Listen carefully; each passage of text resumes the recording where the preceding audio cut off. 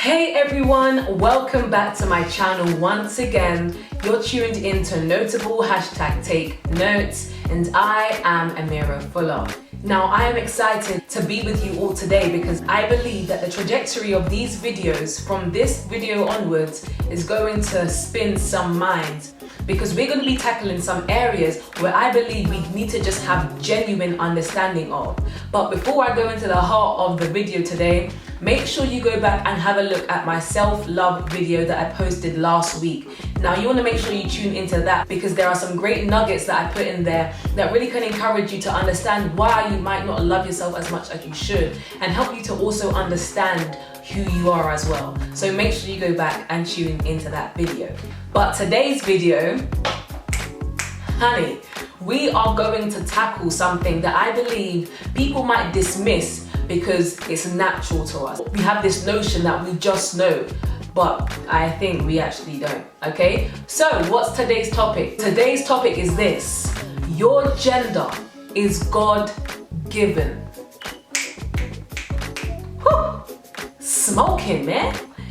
Your gender is God-given. Now, you know that this already within itself is controversial, simply because we have many agendas going on, such as the transgender community. We have other communities that may believe in the fact that, you know, they can choose their gender. So you might have different theories, different ideologies, different philosophies, but I'm here to let you know that your identity, your gender is God-given.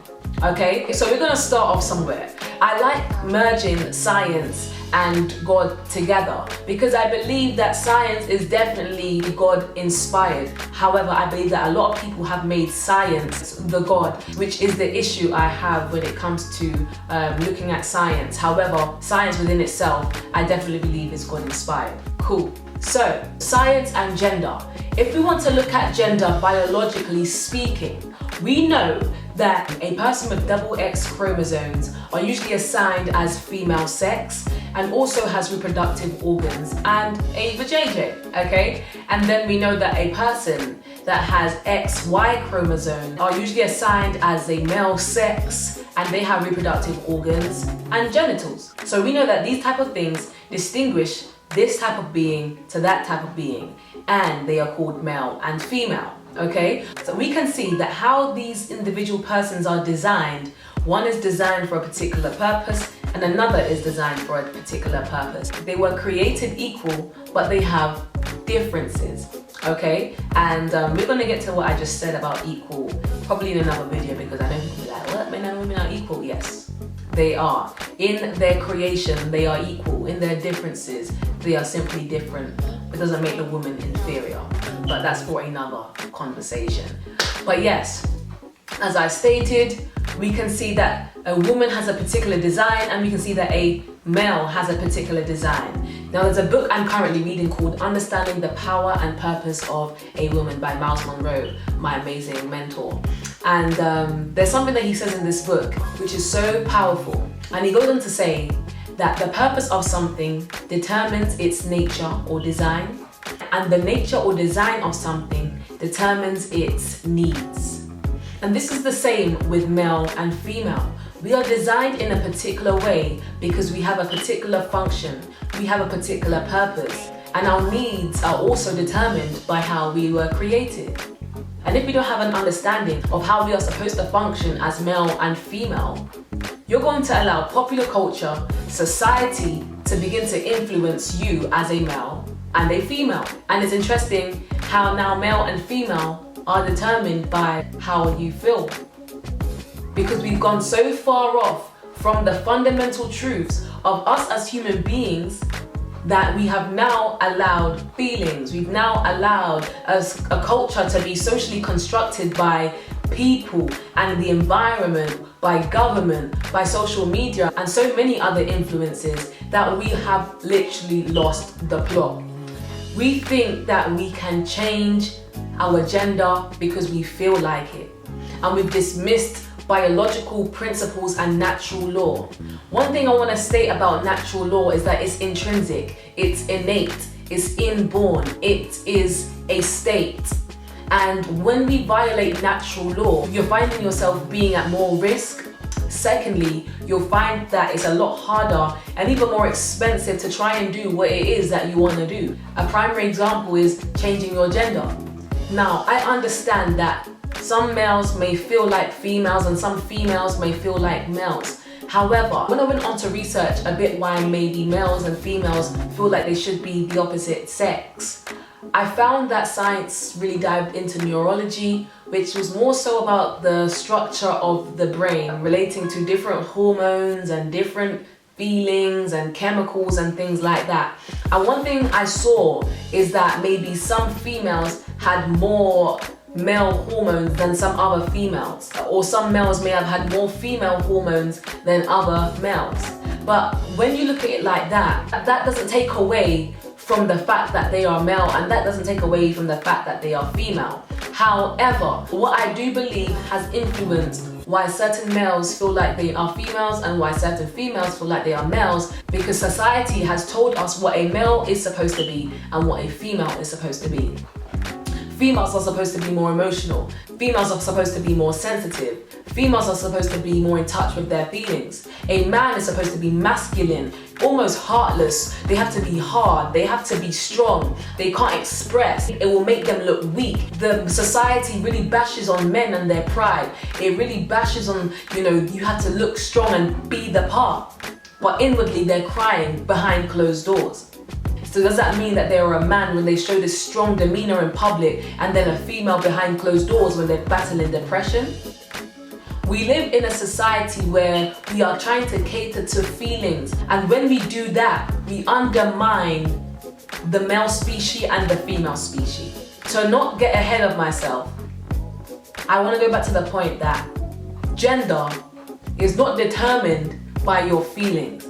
It's determined by your biological structure, and it's determined by what God said. So what has God said when it comes to male and female? From when I look at the Bible, God has only set two genders on this earth. That's male and female. You do not get to choose what gender you are.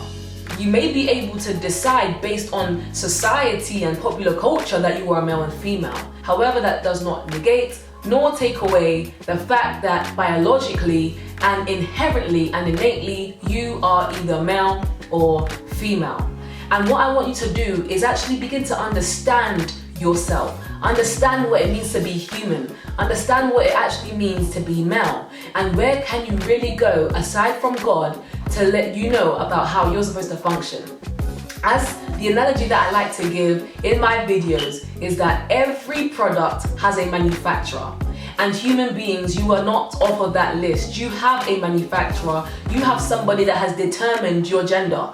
You have somebody that has determined your identity. And you have a particular function and role on this earth. Now, we have gone so far from fundamental truths, and we have now allowed society to declare our gender, declaring how we are supposed to function. Society is also declaring how we are supposed to feel. A man that is more in touch with his feelings should not be considered gay. He should not be told that he's in the wrong body. Females that are not as girly, females that are not as in touch with their emotions should not be considered a lesbian, and they should not be told that they are also in the wrong body. We have allowed culture, society, and traditional mindsets to begin to shape what a male and a female looks like. Then you find yourself having confused young women, confused young men, little boys, little girls thinking that they are another gender just because of how society has determined what a man should look like. Based on what? That's the question. Society has determined a man to look like something or to be like something based on what? But guess what? Even that's unprincipled, because now men, can be girly. Men can be this. So what about all those men that were struggling years and years ago in school because they seemed to be more in touch with their feelings? Now over the years, they now had to be this tough individual, but now society is saying it's okay. You see, when you allow society to begin to shape you, you will find yourself being a very rocky and unsteady person because you're trying to please society, you're trying to please the masses and not being confident in your own self. But I'm here to encourage you that being a man is completely perfect. Being a woman is completely perfect if that is who you were designed to be. You may ask the question, what about the transgender community? I believe that the transgender society has also been influenced by society and popular culture. I believe that due to what the society has made a man and woman to be, those previous men and women didn't feel like they fit in. They were deemed as a misfit according to society. So what did they do? They now conformed in a way that they could be accepted. When you find yourself not being accepted by society, you find yourself not accepting who you truly are. And then you change and believe that you're okay. However, things really do change. I hope that through this message, you are seeing how unstable and how unreliable society and popular culture is, because it causes you to be at war with your own self. But God has given you a blueprint. God has given you assurance. God has a love for you. God has a purpose for you. He has made you in a particular way and He wants you to walk in the fullness of what you carry. Gender is God-given. Gender can be biologically proven. And that's what I want you to know today. In our next videos, we're really going to be looking at what is a man and what is a woman. We're also going to be looking at transgender and identity crisis. We're going to be going into some deep things which I know will bring a type of reaction that I personally can only say, you know, it is what it is, you know. But I hope that when speaking, you can see that I really want people to understand that they have been designed in a peculiar way, and I want them to really truly walk in that based on what God, the manufacturer, has said about you, and not about what society, popular culture, and people who have been treading on you for so long to be the voice that you listen to. It needs to be the one, the superior one, the one that knows you by name, the one that knows the amount of hairs that are on your head. He should be your go-to when it comes to understanding and being who you are. So look out for my next video, guys. We're about to go into some serious meat. So make sure you tune in, share, like, subscribe, and I'll see you in my next video. Take care, guys. Goodbye.